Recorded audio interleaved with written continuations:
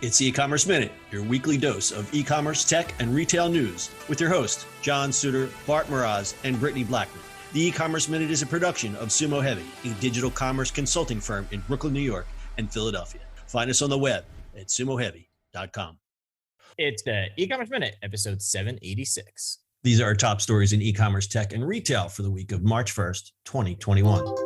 Walmart is growing its marketplace and enticing Amazon sellers through a new partnership with BigCommerce. Merchants selling through the BigCommerce platform can now easily integrate their brands with the Walmart marketplace and sell their goods on walmart.com. The integration puts 120 Walmart shoppers within reach of BigCommerce's merchants. The company said the partnership will allow it to rapidly scale the number of products it offers consumers beyond the 85 million currently available. Once they're approved by Walmart, their listings and catalogs will flow through to the marketplace. Walmart's commission rates are on par with the industry, and they aim to be competitive. The company also doesn't have insertion fees, so there's no fee to list items. You only pay when your items sell. Merchants connecting into Walmart Marketplace through BigCommerce will also gain access to a curated network of complementary partners, including SedCommerce, Codisto Channel Cloud, Feedonomics, SureDone, Zentail, Tenuity, Ticomatics, and Deliver. These partners support listing, order and inventory management, advertisement, and fulfillment needs. Back in June, Walmart announced a similar partnership with Shopify, which said it would bring 1,200 new sellers to the platform. The effort was focused on small and medium-sized businesses that complemented the existing assortment. BigCommerce sellers represent products across a variety of categories, including apparel, home goods, consumables, and hardlines. It's no surprise that the retailer is pursuing an aggressive strategy for this marketplace since Walmart U.S. e-commerce posted a 69% nice increase in the fourth quarter compared to total sales, which grew 7.3%. BigCommerce has also reported strong growth in recent quarters, supported by partnerships similar to the one that was recently announced. The e-commerce SaaS provider rolled out an integration with Wish last year that proved to be fruitful, so why not take another swing at a new partnership? This is good for both companies, good for the sellers. I like these things. I have to say, when you were reading off the list of partners, I couldn't help but to laugh because it literally just sounded like you were making up sounds. Right? I read the script this morning. I'm like, I've never heard of any of these. And it's like, gnip up. Yeah, I was like, what are those noises he's making? It's .com for you, baby. You know, they've run out of syllables and vowels to crush together. So, now we just make things up. True. What do you think? I've seen SureDone, but that's about it. Yeah, what? That's a lot of channel. That makes no sense. I'm guessing this is all BigCommerce stuff. Yeah, exactly. I've never heard of any of these providers either. Let's talk about BigCommerce for a second. You don't really hear a lot from them, but they're still around. I mean, what are they, like the number 4, in terms of that space? Or yeah, they play in the same world. BigCommerce has really pushed their stuff into B2B and sort of headless commerce, a lot more B2B. Okay. They're trying to sort of corner that market a little more since Shopify went into, a bigger world. The other side of it is they're actually really, really big in the weed world. Really? Yes. And the reason for that is Shopify is a Canadian company. So Shopify will do sort of weed and paraphernalia for marijuana sales online in Canada, because in Canada it's all legal. They will not do it in the States. Right. BigCommerce based out of Boston, so it's a different place. So they'll do a lot more. Okay. Of it. So there's definitely they're kind of trying to take the corners of the market that Shopify will not do. Yeah, that's smart. That makes sense. Yeah, so they're B2B and they focus on the niche markets that Shopify either can or won't touch. That's pretty smart. Like I said, I used to design BigCommerce websites back in ye olden days, and I just, as I read this, I was like, I hadn't really heard too much from them, and I guess because the B2B thing, which is a little less sexy than the stuff that Shopify does, so all makes sense. Again, this is good for both parties and especially the sellers. We have a stat here. VitaBox, a seller of everyday products, including vitamins, bath gels, and skin products, saw a 25% increase in sales once it was able to sell its 8,500 plus items on Walmart. And I think that's across the board. Obviously, you don't want to silo your sales just to one thing. You want to go to these marketplaces. And now that everyone's all connected and everything, it's good for the small sellers. And, good for Walmart's bottom line because they need more money, don't they? All right, let's go to the next one. Target teams up with Apple for InStore. As foot traffic in malls has dwindled, popular mall staples have had to rethink their retail store operations. One such retailer, Apple, has teamed up with Target and is set to open dedicated Apple shops in 17 of its locations. Leveraging a 15-year-long partnership with Apple, Target plans to expand the Apple Shop in Shops by the end of fall. The dedicated shops will double the tech giant's footprint in certain stores to expand its offerings. The collaboration is designed to give guests a better Apple shopping experience, making it easier to shop for Apple products in specific Target locations. Additionally, Target will provide product demonstrations hosted by Target tech consultants who will receive special training through Apple. The dedicated space for Apple Shop in Shops at Target will include new lighting fixtures and displays for Apple products because we know Target loves giving their fancier products special lighting. The collaboration also expands the product assortment online. Previous initiatives from Target indicate that the retailer may be using exclusive brand partnerships and product lines as a strategy to drive sales and gain market share. These partnerships and initiatives continued even during the pandemic, which helped Target thrive during the economic downturn. During its third quarter, Target posted 20.7% comparable sales growth thanks to increases in in-store traffic, up 4.5%, and ticket size, up 15.6%. Target's rise during a time when many in the industry are struggling highlights that the retailer is an advantageous partner. And finally, we'd be remiss if not mentioning that Fry's Electronics, one of the last big brick and mortar electronics store chains in the United States, is permanently closing nationwide. Even before the COVID-19 pandemic, the family-owned business had been pushed to the brink of extinction by online retailers like Amazon, Newegg, and others. The company had even started a campaign to price match any item you could find online. Its relationship with Silicon Valley was symbiotic, and its loss feels like a blow to Valley culture as much as a business failure. In the age when it was founded and prospered back in 1985, the iconic products of the Valley were indeed products from Apple desktop computers to HP laser printers to Seagate hard drives. Apple's shift from malls and tech retailers like Fry's into the likes of giant mainstays like Target is a foreshadowing of what's to come in the new era of retailer. Pour one out for Fry's. That is a real shame.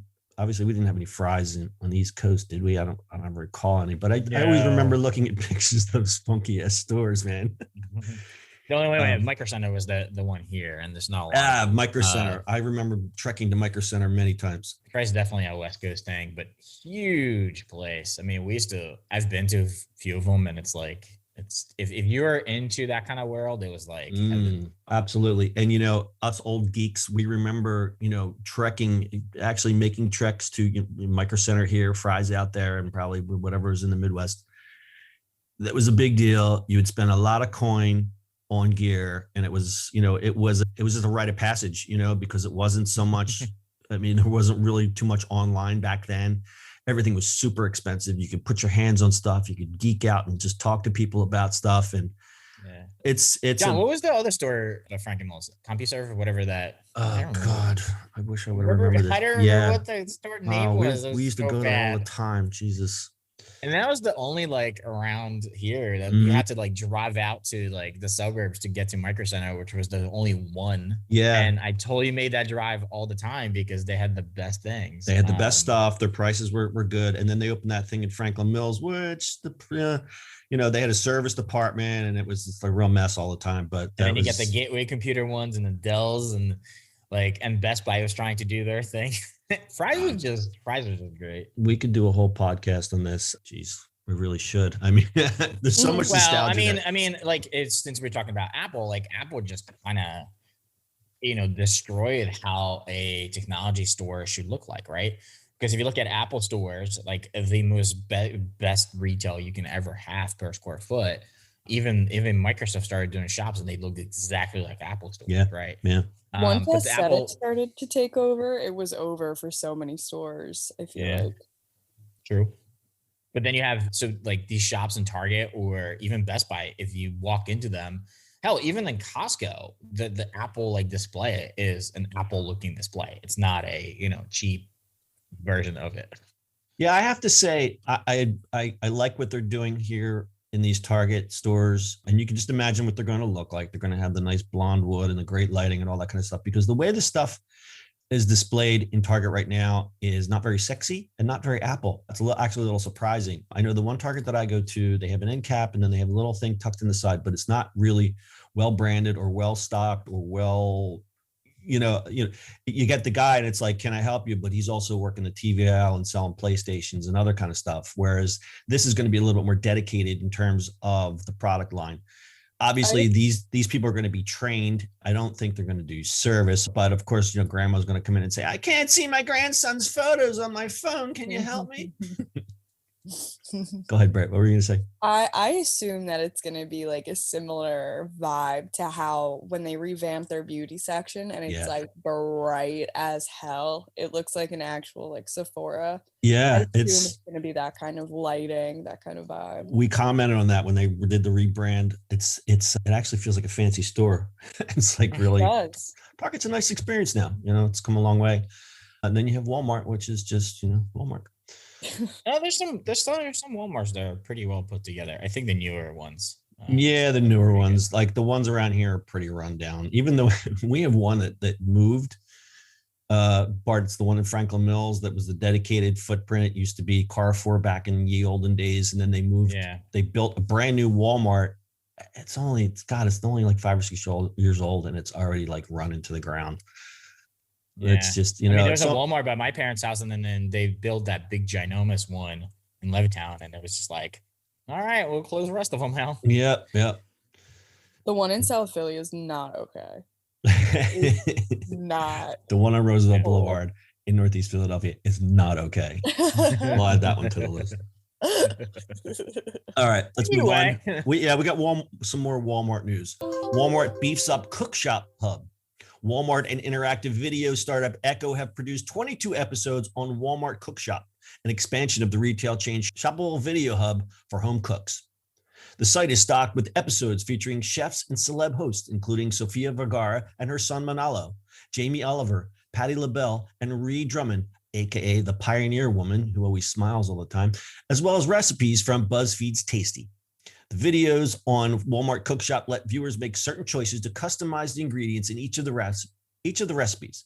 For example, Jamie Oliver's veggie quesadilla video lets you select among scallions, red peppers, or both. So where does the profit come from? Of course, the videos let you purchase products and groceries from the nearest Walmart location, either for pickup or delivery.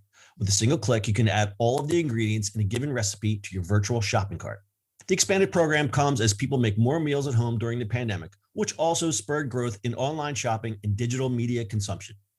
According to the U.S. Commerce Department, e-commerce sales jumped 32% to a record $791.7 billion with a B last year, outpacing the 3.4% growth in total retail sales. In addition, according to eMarketer, adults last year also spent 7 hours and 50 minutes a day consuming digital media. Oh my God, up 15% from the prior year. The Walmart Cookshop marks a convergence of those consumer activities, providing new ideas for home-cooked meals and a way to order ingredients directly from a connected device. Walmart Cookshop saw an impressive click-through rate of 8.7% during original testing, compared with the industry standard of around 2%. Walmart formed a joint venture with Echo back in 2018 to develop original video content. Shoppable video has become a bigger priority for Walmart as the retailer's e-commerce revenue grows and it competes more directly with rival Amazon. I think this is actually pretty cool. We've seen these shoppable video things. This takes it a little step further because it's like choose your own adventure. So I watched the Jamie Oliver one and it was like, okay, I'm Jamie Oliver here. I'm standing in my kitchen. Tell me why you want to do this. Do you want to try new recipes? Do you want to get good stuff for your kids? Or do you want to cook from scratch? Whatever one you pick to lead you down that lane. The visuals are great. There's nice music in the background. Obviously, you've got the staged Walmart products and everything that he shows you is Walmart because it's a Walmart video. No surprise there. But again, choose your own adventure. It walks you through and then you get to the end and you say shop the recipe. It'll give you the recipe and then you click over and the shopping list is pre-populated with everything on the recipe and your nearest store to get it, add it to the cart, bing, bang, boom, it's done. I think it's great. It's well executed. My only complaint in the UI is if you, like me, you have a little bit of ADD and you're clicking away. If you click away, the video stops and there's no scrub. You can't scrub to where you were. You have to start over again. Not good to guys like me. No. Yeah. But it's a good thing they're doing this. I mean, I think that's cool. It lets Walmart be, that, place that people can shop. Like, problem I think we're just making fun of Walmart stores. Like, they are what they are, but I think that in places that don't have access to things that we have around here in the big metropolitan areas, they're probably the best places to go to, right? Yeah. Right. Because we have Whole Foods and Wegmans and all the other shops that are around. If you go, somewhere that doesn't have those things, this is great. Yeah, no, and all kidding aside, the Walmart grocery here is actually really good in terms of selection, but it's just, so many people and it just gets a little rough sometimes, but their selection is really good. Obviously the prices, yeah. So speaking of selections, I think from what I've heard is they're the biggest provider of organic food actually in their stores. Walmart. Yeah. Believe it or not, just because of the buying power, but I believe they have the most organic foods. Wow. Which is fantastic, right? Interesting.